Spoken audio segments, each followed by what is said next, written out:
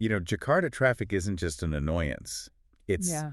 it's a genuine economic stranglehold. Oh, absolutely. I think I read an estimate somewhere that the gridlock there, it costs the city billions of dollars a year Yeah. in just lost productivity. Yeah. It's not just you sitting in a car. It's like life grinding to a halt. It's the friction of a developing economy made completely visible.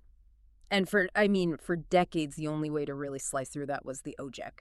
The motorcycle taxis. Yeah. But let's be honest about what that system was like before, say, 2010. Right. It was the definition of inefficient. You'd have these drivers just sitting on street corners for hours, smoking, playing cards.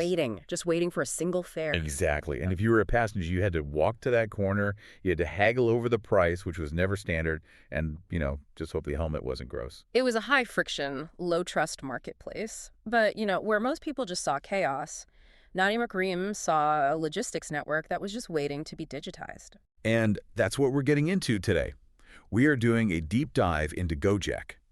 But we're not just telling the usual zero-to-hero startup story. No, because, frankly, that garage-to-billionaire story it's a bit tired. It is. We're looking at something, I think, much more complex. We're looking at the collision between this massive social mission, the double bottom line, and the brutal reality of the public stock market. Mm-hmm. I mean, GoJek started as a call center. And it became a super app that fused with Tokopedia to cover 2% of Indonesia's entire GDP. Which is just a staggering statistic for one ecosystem. It really is. Yeah. But the question we really need to answer is, can a company that built its entire brand on, saving the little guy, can it survive when it has to answer to Wall Street? Or, in this case, the Indonesia Stock Exchange? It's the core tension. It is. So we've got the case studies, we've got the financial reports from their 2022 IPO, and the news on their more recent 2024 strategic shifts. And I think we have to start with the mechanism of the disruption. Because people forget, GoJek didn't actually start as an app. This is the part that just blows my mind. Nadia McReam, fresh out of McKinsey, starts this thing in 2010. Right. For 5 years. Half a decade. GoJek was basically a dispatch service. It was running on Excel spreadsheets and walkie-talkies. It sounds so primitive, but from a lean startup perspective, it was just brilliant. Oh, so? Well, they were manually matching supply and demand for just 20 drivers. They were learning all the friction points of the market without spending millions on that. They learned firsthand that drivers were inefficient because they couldn't find demand and passengers couldn't find the supply. They were playing matchmaker, but manually. Exactly. So when they finally launched the app in January 2015, they weren't guessing at the problem anymore. They knew it inside out. But this is where I want to pause because there's a specific decision they made. Uber was already the global standard, right? Mm-hmm. And Uber required a credit card. GoJek launches, and they take cash. That decision, that is probably the single most important factor in their early survival. Really? But isn't that a nightmare? Handling cash, the security risk. Yeah. The lack of a digital paper trail. It's a nightmare for maybe the corporate accountants, but you have to look at the market reality. In 2015, Indonesia, credit card penetration was under 3.2%. Wow. That low. So if Nadim had just copied Uber's model, he would have been building a luxury service for the elite. By accepting cash, he unlocked the entire mass market. Okay, but there's another layer to that cash thing, right? It wasn't just about the passengers. Correct. It was about the drivers. These guys live day to day. They need liquidity for gas, for food, right now. Of course. Cash fares meant they had money in their pocket instantly. They didn't have to wait for some weekly bank transfer from headquarters. In a way, the passengers were funding the drivers' daily operations directly. So the customers provided the working capital. That's clever.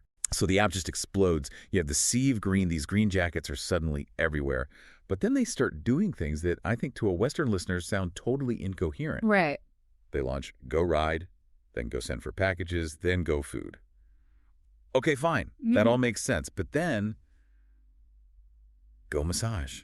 Go Clean. The Go Life division? Yeah. Can you imagine opening your Uber app and ordering someone to come clean your bathroom? It just feels like a total lack of focus. It looks like a lack of focus, but it's actually a strategy. It's what we now call the super app model, which is similar to, say, WeChat in China. The goal isn't just transportation. So what is it? The goal is share of life. Share of life. If I can get you to open my app at 8 a.m. for a ride, at 12:00 p.m. for lunch, and at 7 p.m. to schedule a massage, I own your daily routine, and the data I get from that is just incredibly rich. And GoFood became massive. Huge. Yeah. By 2016, it was the second largest food delivery service in the world outside of China. But here's the mechanism that made it work. They utilized the idle time. Remember those drivers sitting on corners? Yeah, waiting around. Now, between rush hours, they aren't sitting around. They're delivering Motorbike. The pancake thing. Yes, specifically Motorbike. It's a famous stall. We have a case study on them. Before GoJek, they just relied on foot traffic. Right. After GoFood, they had a line of green jackets down the block picking up orders for people who were sitting comfortably at home. Their sales surged like 30 to 40%. Okay, that makes sense. And that brings us to the double bottom line. This is the idealism part of the story. Nadia was always claiming that GoJek was a social enterprise. They were lifting people out of poverty. But I have to play the skeptic here. Is that real, or is that just a great story to tell venture capitalists? It's a valid question. Social impact can often just be a marketing wrapper. Exactly. But the numbers here they're pretty hard to argue with. Pre-GoJek, the average driver made about $216 a month. Post-GoJek, that shot up to around $576. That is a life-changing delta. It absolutely is. But the financial inclusion piece is arguably even bigger. We talked about cash earlier, but in 2016, they launched GoPay. The digital wallet. And think about why people are unbanked. Banks have minimum balances, they have paperwork, they have fees. All these barriers. GoPay had none of that. It allowed a driver or a street vendor to participate in the digital economy using just their phone number. And by 2023, they launched a standalone app for it. GoPay effectively became the bank for millions of Indonesians who the traditional banks had just ignored. Okay, so the social impact has legs. They professionalized the industry. The green jacket actually became a status symbol, a sign of honest work. But let's pivot to the how. The scaling. Yeah. You don't just sign up 200,000 drivers overnight. The logistics of onboarding that many of whom have never even used a smartphone, it's insane to think about. The sources refer to this as the 4A framework, and it's a really great blueprint for scaling in an emerging market. What are the 4 A's? Affordability, accessibility, awareness, and acceptability. Let's drill into affordability. We know they subsidize rides for passengers. That's the standard startup playbook. You burn cash to get users. Right.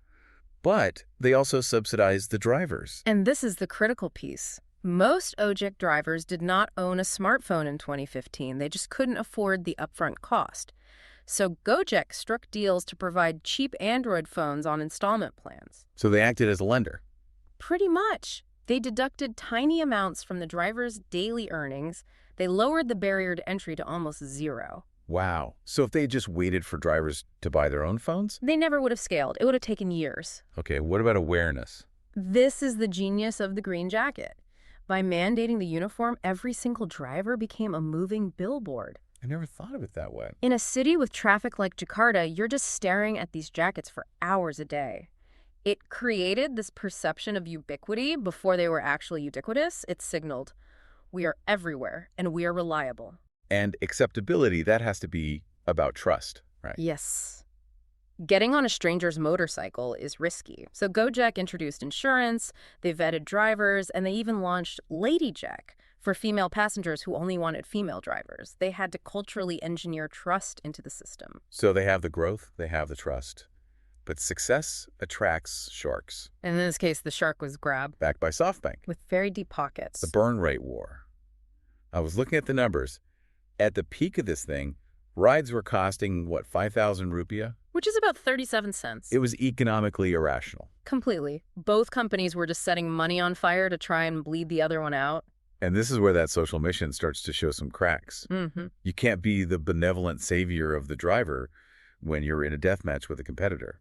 Eventually, the subsidies have to stop. And they did. In 2016, GoJek cut the per-kilometer rate for drivers.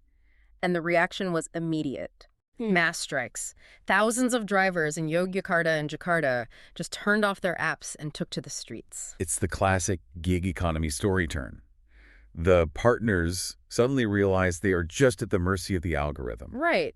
And it wasn't just economic pressure, there was political pressure. In 2015, the Ministry of Transport actually banned ride-hailing apps overnight. But yeah, they just declared them illegal public transport. That could have been the end of the company right there. It could have been. But this is where all that social capital they'd built paid off. The public outcry was so loud that President Jokowi intervened the same day. The president, this same day. The very same day, he overturned the ban. He basically said, you cannot ban innovation that the people need. And that moment just cemented GoJek as a political powerhouse. Okay, so they survived the price wars, they survived the government. Now we get to the modern era, the shift from growth at all costs to, please God, let us make a profit. The 2021 merger. GoJek combines with Tokopedia to form GoTo Group. And Tokopedia is basically the Amazon of Indonesia. Roughly, yes. So now you have a single company that handles your commute, your dinner, your package delivery, and your online shopping. It's an ecosystem that, as we said, covers 2% of the entire country's GDP. So they take this beast public in 2022. They raise $1.1 billion. Yeah. They even allocate shares to the drivers, which is, again, a nod to that social mission. But the timing was just brutal. Yeah. They listed right as the global macro environment turned. Inflation rose, interest rates hiked, and investors suddenly stopped caring about gross transaction value and started caring about net income. And GoTo didn't have much of that. They had massive losses. The stock price just tanked. By late 2023, it was down about 80% from the IPO price. That is a bloodbath. And when a stock drops 80%, management starts to panic. They don't just panic, they cut. We saw layoffs of 1,300 people. We saw marketing budgets completely slashed. And most significantly, in September 2024, they exited Vietnam. I want to focus on that. They spent years and millions trying to crack Vietnam. Why leave? It's a strategy of retrenchment. Vietnam is a hyper-competitive market with Grab&B already dug in. GoTo realized they just couldn't win there without burning more cash. Cash they no longer had the luxury of burning. Exactly. So they retreated to defend the fortress, Indonesia. This feels like the pivotal moment where the double bottom line really gets tested. You can't be everything to everyone anymore. You have to be profitable. But, and here's the counterpoint, even in the middle of all these cuts, they're doubling down on their ESG goals. They've pledged the 3 zeros by 2030. 3 zeros. Zero emissions, zero waste, and zero barriers. So zero emissions means a 100% electric vehicle fleet. That's the target. It's incredibly ambitious. Is it ambitious? Or is it a bit of a distraction? Look, we're saving the planet while they're laying off staff and cutting driver incentives. It's likely a bit of both. They need to appeal to global investors who care about sustainability. But, it also aligns with reducing operating costs in the long run if they can get the EV infrastructure right. So where does this leave us? We have a company that fundamentally changed Southeast Asia. They leapfrogged the credit card era. They leapfrogged the taxi dispatch era. But now they're just a public company. Mm-hmm. They're subject to the quarterly earnings call, just like everybody else. The romantic phase is over. GoJek proved you can unlock the informal economy. They proved you can treat the unbanked as a viable customer base. But the lesson of the last 2 years is that the super app model has limits. You can't subsidize your way to dominance forever. And the drivers, the guys in the green jackets who actually built this empire. They are still there, still navigating the traffic, but the tension is higher. We saw strikes over low pay continuing right into August 2024. That fundamental question of the gig economy, are they employees or are they partners? It hasn't been resolved. It feels like that double bottom line is stretching thin. It's easy to have a social mission when venture capital is paying all the bills. It's a lot harder when you have to show a profit margin to your shareholders. That's the challenge for the next decade, isn't it? Can GoTo modernize Indonesia without leaving its partners behind? It's a question worth asking the next time you tap a button to get a ride across town. Someone is paying the price for that convenience. We'll just have to wait and see if the green jacket remains a symbol of dignity or if it becomes just another uniform. Thanks for listening to this deep dive. Thank you for listening to Mission Possible, innovating for the world's most marginalized. This podcast is built on the outstanding work of our students, whose curiosity and commitment drive much of the research and storytelling you hear. Each episode is grounded in academic research and shaped through close collaboration with our partners. To learn more about the research and partnerships behind this podcast, feel free to contact us. Thank you for joining.